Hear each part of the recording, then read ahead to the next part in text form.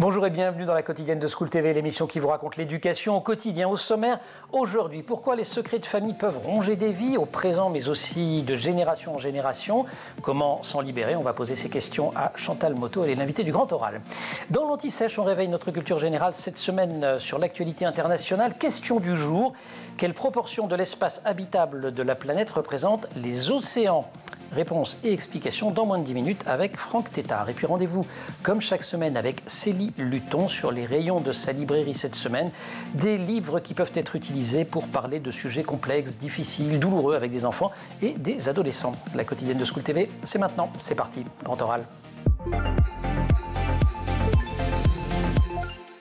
Chantal Moteau, bonjour. Bonjour. Vous êtes psychopraticienne, psychanalyste. Je précise, car vous le faites, jungienne, formatrice de thérapeute et autrice de plusieurs ouvrages sur le développement personnel. Vous publiez « Lever les secrets de famille et se libérer des tabous » chez Duno, qui est un livre à la fois théorique, mais aussi très incarné, puisqu'il est scandé par de nombreux récits personnels que vous rapportez. Un secret de famille, vous l'écrivez quasi en introduction, c'est toujours une bombe à retardement?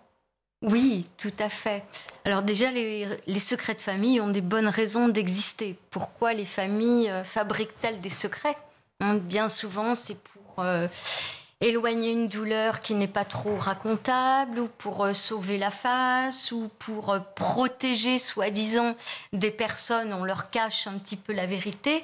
Sauf que même si on n'en parle pas, même si les événements sont déniés, les événements ont réellement eu lieu. Et ça reste. Et donc ça reste, ça plane dans la famille. Et un jour, eh bien, il y a quelque chose qui va se passer à retardement.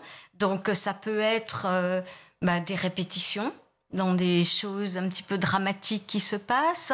Ça peut être des maladies qui naissent parce que des choses trop contenues à un moment ont besoin de sortir. Et puis ça peut être des secrets que les gens découvrent par inadvertance, en fouillant dans des papiers ou en allant dans un endroit, et boum, la réalité, la vérité éclate. Et là, ça peut être le cataclysme dans la famille. On va y revenir évidemment. Je viens revenir à ces motivations. Vous en avez cité un certain nombre. Vous écrivez quand même que le poids du qu'en dira-t-on s'avère colossal, ce sont vos mots. C'est-à-dire que la première raison, quand même, c'est ce que les autres vont penser. Oui, tout à fait. Avec le poids soit des religions, soit des valeurs, soit du rang social. On a beaucoup de secrets de famille dans les belles et grandes familles, parce que le qu'en dira-t-on est très important. L'image, la face sociale qui est affichée est très importante. Ou alors, ça peut être aussi pour des faits inavouables. Un tel a pris une petite déviance selon les mœurs. Et ça peut commencer vite dans certaines familles, la déviance. En fait, ce que vous avez expliqué, c'est que quelle que soit la motivation, il y a celle-ci, il n'y a pas uniquement celle-ci, mais ça répond avant tout à une nécessité de s'organiser pour survivre dans l'urgence. C'est-à-dire quelque chose de terrible ou de... Alors, je ne mets pas bien avec plein de guillemets, parce que ça, sans jugement, en fait, mais qui est vécu comme pas bien par les gens, arrive. Et il y a une question, c'est un réflexe psychique. Voilà. On se tait parce qu'on se dit ça va tout déséquilibrer. Voilà, tout à fait. On retrouve le même phénomène, le même mécanisme qu'on a dans les traumatismes.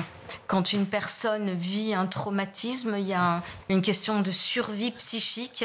Et il y a comme une coupure qui se fait et tout s'organise pour la survie. Et dans une famille, c'est pareil, ça concerne un collectif. Quand il y a quelque chose qui éclate, un événement malheureux, par exemple, on voit ça beaucoup avec les morts des enfants. Un enfant meurt, décède prématurément, c'est horrible, c'est affreux. Et donc on coupe tout, on n'en parle pas. On pratique le déni ou le refoulement, écrivez-vous, mais c'est pour vous laisser sur le même sujet, pour se protéger. Ça peut sembler même extrêmement efficace. Alors ça peut sembler. Je vous ai cité avec attention, ça peut sembler, ça ne l'est pas du tout, spoiler alert.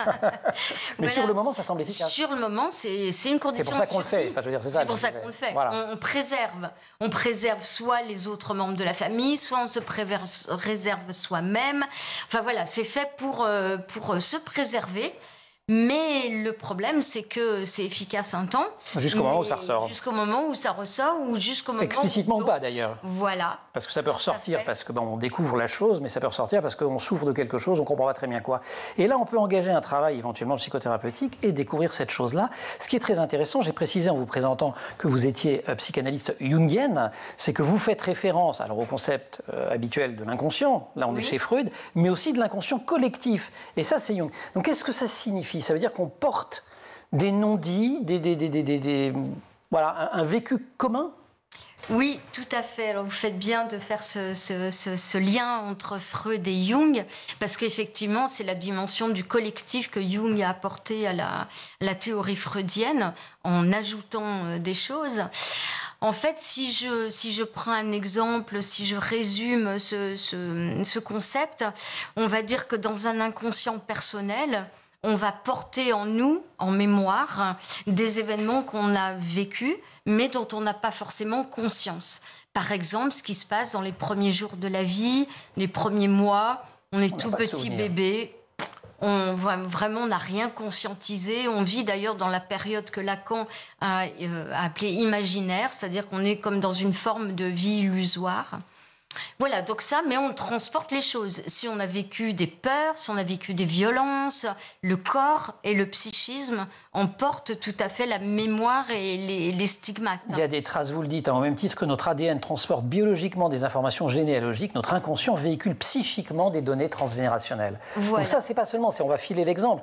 Là, vous me prenez un exemple, je me mets dedans, d'un trauma que j'aurais vécu, mettons quand j'avais une semaine, bon, forcément, je n'en ai pas de souvenir conscient, puis à un moment, ça peut ressortir.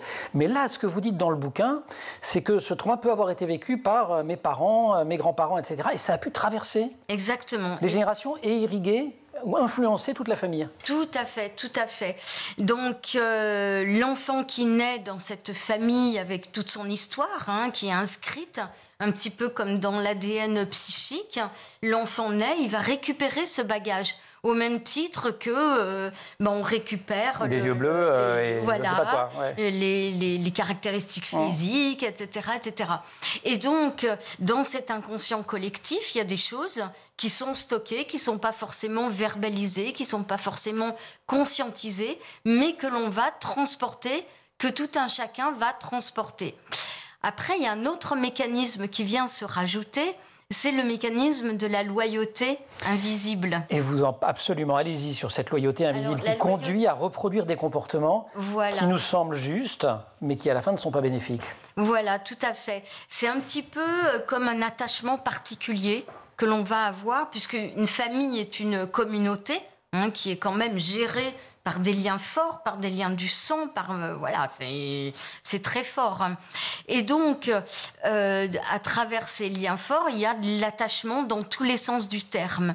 Et il peut y avoir, d'un point de vue systémique, si quelque chose s'est mis à dysfonctionner dans un système, si quelque chose s'est déréglé, il peut y avoir, par attachement, le besoin pour une personne de réguler, de faire justice, par solidarité, de vivre un petit peu la même chose. Et ça, c'est les loyautés invisibles. Voilà. Qui peuvent nous conduire aussi à souffrir énormément.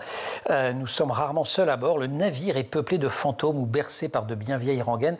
Je vous cite aussi pour qu'on se rende compte que le livre, je l'ai dit, il y a une dimension théorique forte. Il y a beaucoup de témoignages. On va y venir juste après l'Anti-Sèche en détaillant le type de secret de famille dont vous traitez. Et il y a aussi une plume qui est très agréable à lire. J'en donne un deuxième exemple juste avant l'Anti-Sèche.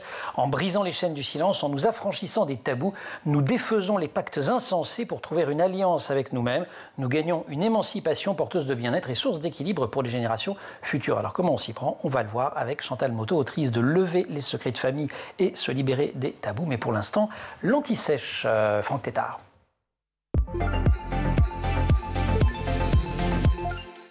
Quelle proportion de l'espace habitable de la planète représente les océans? C'est la question culture G du jour dans l'Anti-Sèche. Franck Tétart, bonjour. Bonjour. Et vous nous accompagnez depuis le début de la semaine. On vous en est très reconnaissant à l'occasion de la sortie de ce Grand Atlas 2025, une coédition Autrement France Info avec des cartes signées Cécile Marin. Vous êtes docteur en géopolitique et diplômé en relations internationales, enseignant au lycée international de Saint-Germain-en-Laye et à l'université Paris 1 Panthéon-Sorbonne. Alors la proportion de l'espace habitable de la planète représentée par les océans.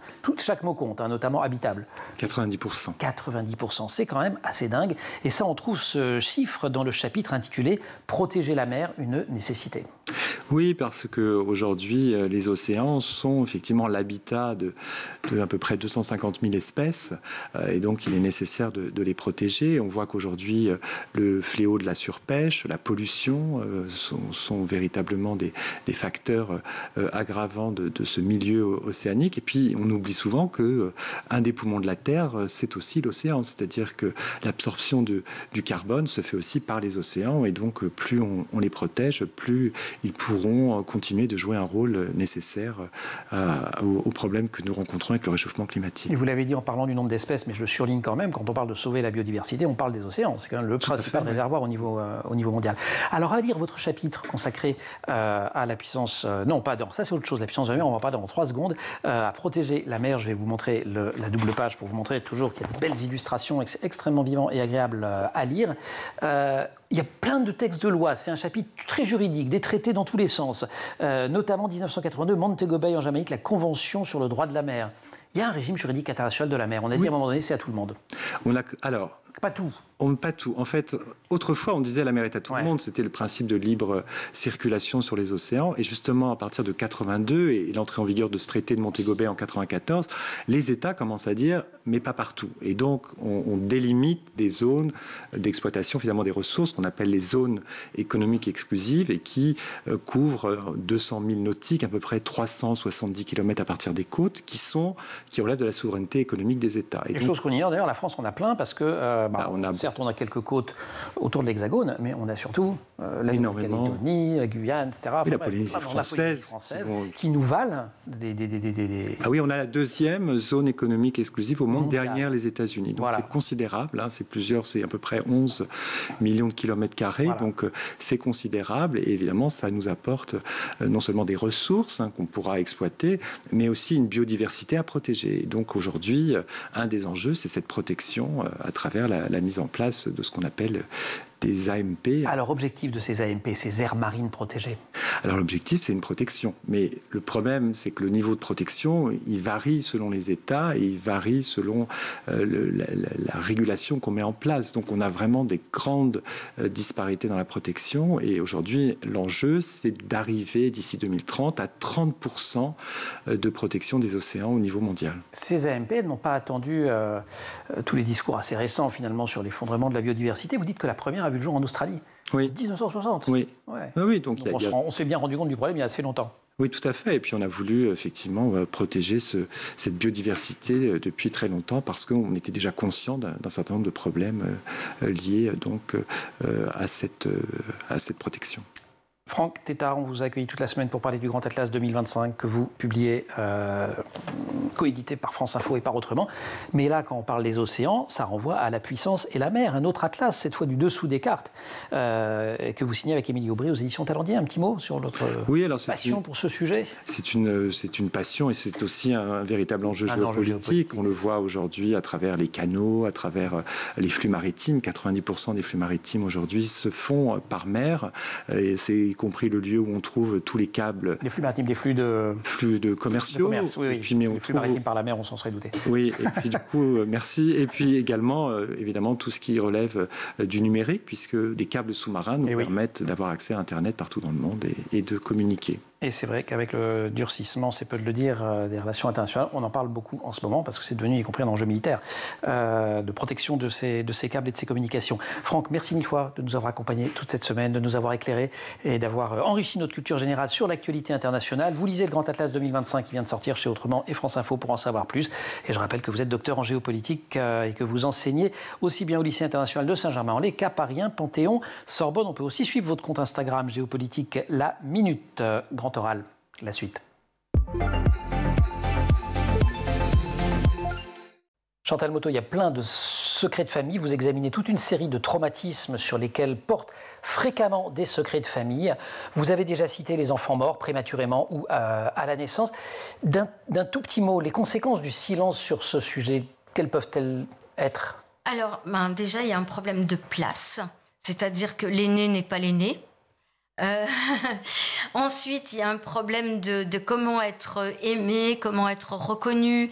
On parle souvent d'enfants de remplacement, hein, et c'est pas anodin, parce que un enfant qui est mort prématurément, voilà, les parents vivent une souffrance énorme, peuvent vivre un regret pendant très très très très longtemps.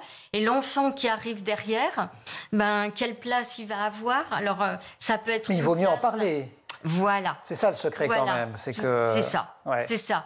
À partir du moment où les choses sont dites, où la vérité est mise sur la table, certes, c'est douloureux, c'est OK, mais c'est l'histoire. On continue à visiter ces secrets liés aux enfants illégitimes, ou à ceux qui n'ont pas été reconnus par le père. Type de conséquences? Eh bien, c'est un manque de reconnaissance du père, déjà, et on a besoin quand même de 2 figures parentales pour se construire, une figure maternelle et paternelle.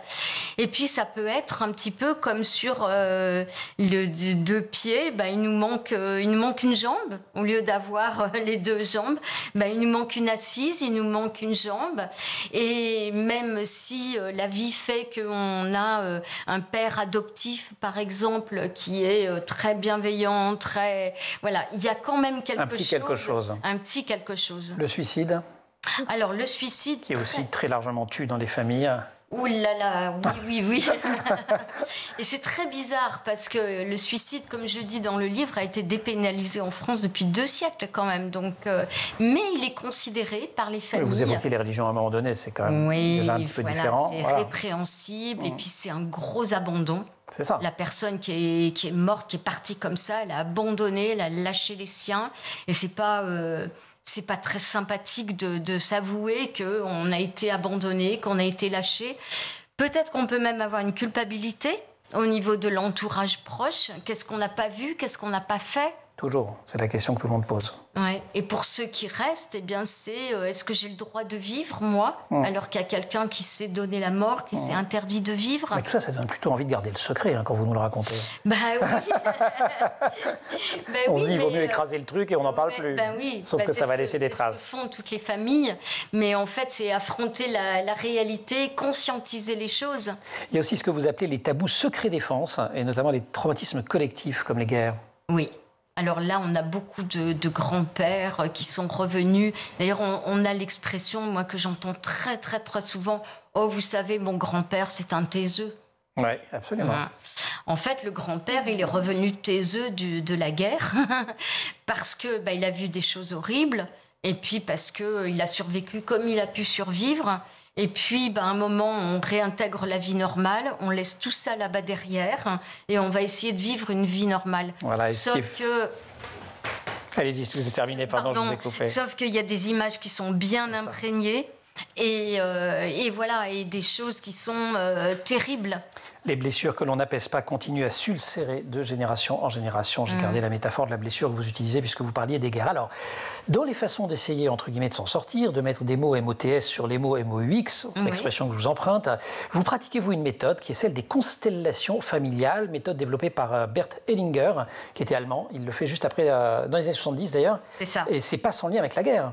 C'est pas en lien avec la guerre, c'est même très en lien avec la guerre, puisque dans sa patientèle des années 70-80, il constate qu'il y a des gens qui portent des poids, qui portent des traumatismes, qui portent vraiment des grosses blessures, mais qui n'ont pas vécu eux-mêmes les événements. Si on fait des soustractions, en gros, c'est les enfants ou les petits-enfants, mais beaucoup les enfants quand même, de gens qui ont notamment servi en Allemagne pendant la Seconde Guerre mondiale. C'est ça, tout à fait. Ils n'ont pas servi n'importe qui, n'importe comment. Exactement. Voilà.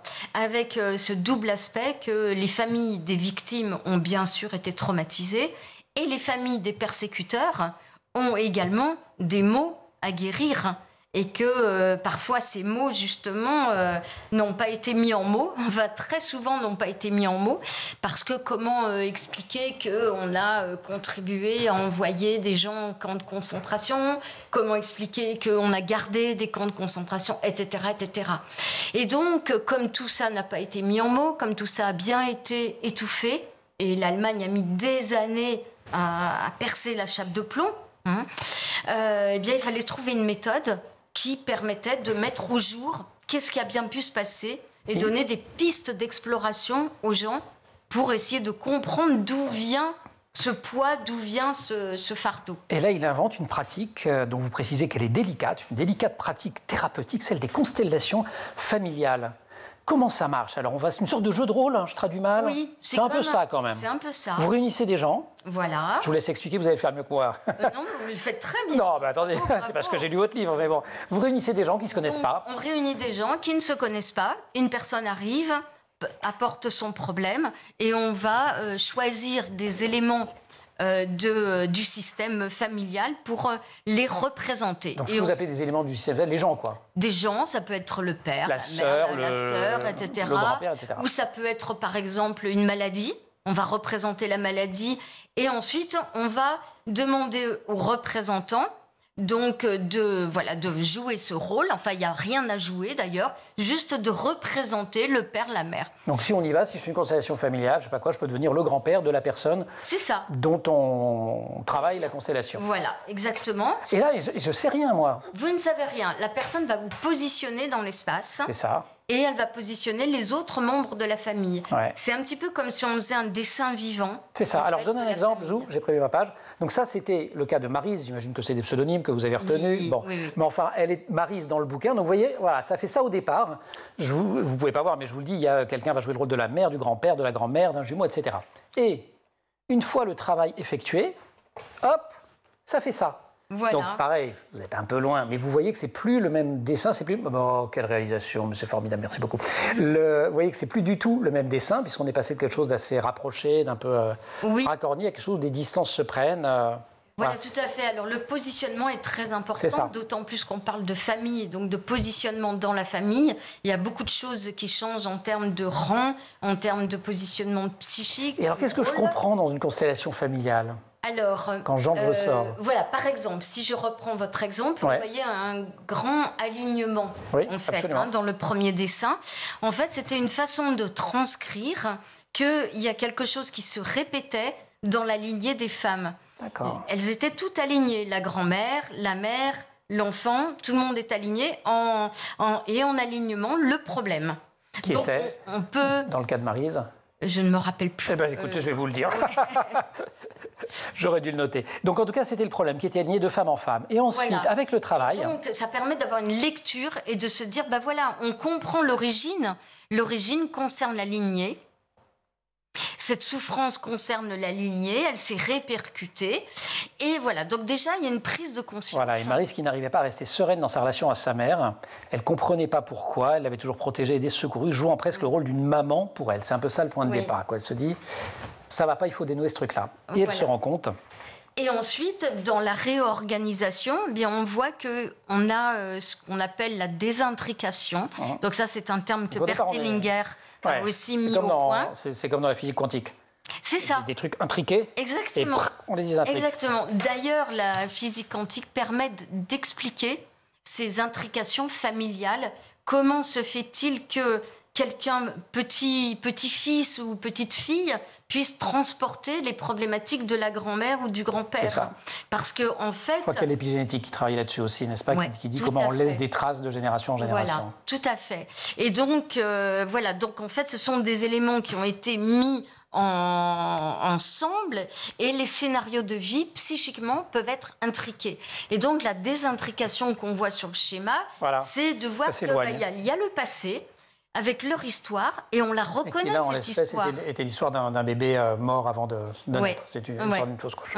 Donc, il y a l'histoire du passé, ça concerne les gens du passé, on respecte, on honore, mais on se donne le droit, en tant qu'enfant ou petit-enfant, de s'en libérer, de vivre un autre destin. Chantal, j'ai une dernière question. Alors, il y a un point, j'y reviens pas, on a fait plusieurs émissions là-dessus, c'est quand même le secret des secrets, c'est l'inceste. Vous terminez d'ailleurs sur ce chapitre-là.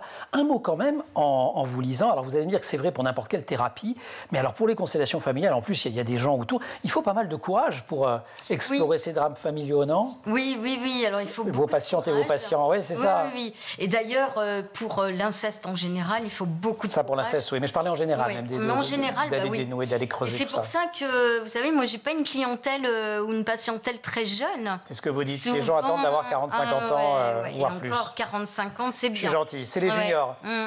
Allez, les juniors. Si vous y allez avant 40 ans, vous aurez un tarif réduit. Carte jeune. Chantal Motto, merci beaucoup de nous avoir accompagnés dans l'émission. Vous restez si vous voulez bien, parce qu'on va pousser les portes d'une librairie. On va aussi parler de livres qui aident à dénouer des situations. Ça vous donnera peut-être envie de réagir. Ce sont les livres sélectionnés par par Célie, à qui je donne la parole dans quelques secondes. Le temps de rappeler le titre de cet ouvrage paru chez Duno, Lever les secrets de famille et se libérer des tabous. Sous-titre, décrypter son histoire avec les constellations familiales. Et c'est signé Chantal Motto. On est vendredi, c'est le jour de Célie et de la librairie.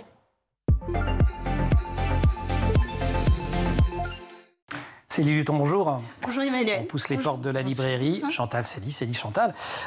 Et on va, alors je ne sais pas si on va lever des secrets de famille, mais il y a quand même un petit lien aujourd'hui dans votre sélection, aborder des ouvrages qui permettent d'ouvrir éventuellement des conversations avec les enfants ou les adolescents sur des sujets complexes, difficiles ou douloureux. Et on commence par un classique des classiques et par un auteur parmi les auteurs qui est Claude Ponty.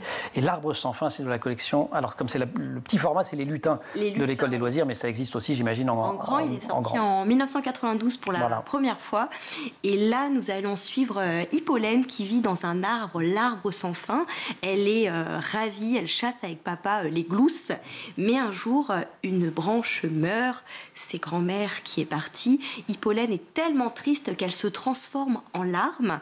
Et c'est le début d'un voyage qui va durer 7 saisons jusqu'à ce qu'elle soit prête à retrouver sa famille. Et c'est bouleversant. Elle a la trouille quand même, à un moment, je montre. Ah mais oui. Parce qu'elle a peur de se faire manger. Fantaisie. Mais on a peur. On ne sait pas comment accepter quelque chose qui nous fait mal, quelque chose qui nous fait peur. On a envie de faire ce demi-tour, on a envie que ça n'existe pas. Donc, il y a toutes ces petites étapes. Le livre, il n'est pas magique. Ça, c'est vrai que c'est comme quand on me demande un livre pour faire dormir un enfant. Je dis non, ça n'existe pas. Voilà. Mais ça peut être un bon média. Et là, avec Ponty, c'est toujours beaucoup de sujets. Tout est facile à aborder. Dès 5-6 ans, et on peut le relire indéfiniment parce que c'est à la fois des illustrations et toute la langue de Claude Ponty qui fait qu'on découvre des choses. Mais oui, mais vous en connaissez plein d'ailleurs, des albums de Ponty où on utilise, les mots et la poésie, les jeux de mots, les sonorités pour parler ici du deuil, mais aussi des maltraitances sur les enfants, l'inceste, enfin, tout est abordé. Les sorcières de Brooklyn, c'est votre deuxième proposition, une bande dessinée signée Sophie Escabas, publiée chez Bayard Jeunesse dans la collection Bande d'ados. Exactement, un peu plus léger quand même, attention, même si au départ, Effie est orpheline, elle a perdu et ses parents et la maison dans laquelle elle a grandi. La voilà qui va vivre chez ses tantes qui sont un peu bizarres, très étranges, très loufoques. On voit, hop. Donc là, ça c'est le moment désagréable du bouquin, c'est l'arrivée. C'est ça. Elle est quand même très triste et la tante n'a pas l'air super. On ne sait pas en fait. On ne sait pas, donc on n'a qu'une envie, c'est de lire, de tourner les pages. Elles sont rigolotes ces tantes, on va faire connaissance. Elles sont, comme le titre le suggère, des sorcières. Elles n'ont pas le nez crochu, elles n'ont pas de chapeau pointu, mais l'enfant va doucement glisser vers un univers où on va découvrir de la solidarité, une histoire de famille, de l'amitié, et surtout, on a hâte de lire les tomes 2 et 3. Et vous, ça vous fait penser un peu à Roald Dahl ? Oui. Oui, quand on a lu Sacrée sorcière, forcément, il y a une intertextualité qui est très forte. Et on ne se laisse pas avoir par titre de la collection, Bande d'ados, mais on peut y aller dès 9-10 ans. Oui. Tranquillement. Oui. Troisième proposition, c'est un roman, c'est Marche à l'étoile d'Hélène Montardre. On est chez Rajo, c'est sorti en 2020. Alors ça, c'est merveilleux. Avant tout, Hélène Montardre, elle a fait le chemin parcouru par son héros dans la vraie vie. Elle a été jusqu'aux États-Unis. Donc c'est un roman qui se fait à 2 époques. Aujourd'hui, avec Jasper, un adolescent qui est sur les traces de son ancêtre, il a trouvé dans le grenier un carnet qui, lui, il va parcourir la France. C'est pour vous, hein ? Et quand même un lien, voilà. Et nous sommes aussi 150 ans plus tôt avec Billy, un esclave qui a envie de savoir qu'est-ce que c'est la vie d'homme libre. Il fuit la plantation dans laquelle il a grandi. Il est poursuivi par un chasseur d'esclaves qui le poursuivra jusqu'au bout. Billy va tout faire. Il est suivi son étoile, l'étoile polaire. Il veut atteindre la frontière canadienne, là où l'esclavage a déjà été aboli. Et on nous présente en réalité un fait qui est peu connu en France. C'est, attention j'y vais, l'Underground Railroad. Underground Railroad, formidable, quel accent. Merveilleux, mais oui, j'ai travaillé. C'était un réseau. Un réseau en fait d'itinéraires, de maisons, de transports pour aider les esclaves à fuir, s'enfuir. Les États du Sud. Et vous avez Et vous avez raison, Céline, de préciser qu'Hélène Montardre sait de quoi elle parle aussi. Elle avait d'ailleurs eu le prix du roman historique jeunesse à Blois, au Rendez-vous de l'Histoire, en 2019, mais aussi le prix Saint-Exupéry en 2018. Donc à la fois, c'est un très beau roman, on apprend plein de choses. Et là aussi, on se dit que voilà, les secrets de famille, il faut les remonter. Ça vous plaît, ce genre de bouquin? Ah oui. C'est un bon, les constellations familiales, c'est génial, mais les livres aussi, c'est pas mal pour ouvrir la conversation. Oui, tout à fait. Vous recommandez? J'aime beaucoup l'analogie entre l'arbre et l'arbre généalogique. Et oui, forcément. Pour parler pour de la psychogénéalogie, de la grand-mère. Dans les secrets de famille, on a souvent des croyants protéger les enfants, on tait les décès, mais en fait, on prive les gamins de faire leur deuil, et c'est vraiment dommage. Allez, c'est fini, pas de deuil en cette fin d'émission. Les sorcières de Brooklyn, Marche à l'étoile, L'arbre sans fin et évidemment Lever les secrets de famille de Chantal Modo. Merci beaucoup Célie, Chantal, merci beaucoup également. Merci aussi à toute l'équipe de l'émission, Laure Audemont au maquillage, Marine Plantec et Dylan Colère à la préparation de l'émission, qui sont en régie aujourd'hui avec au son Héloïse Mérène et à la réalisation Romain Hugues. Vous restez sur School TV, vous nous retrouvez nous en permanence sur Internet et sur les réseaux sociaux.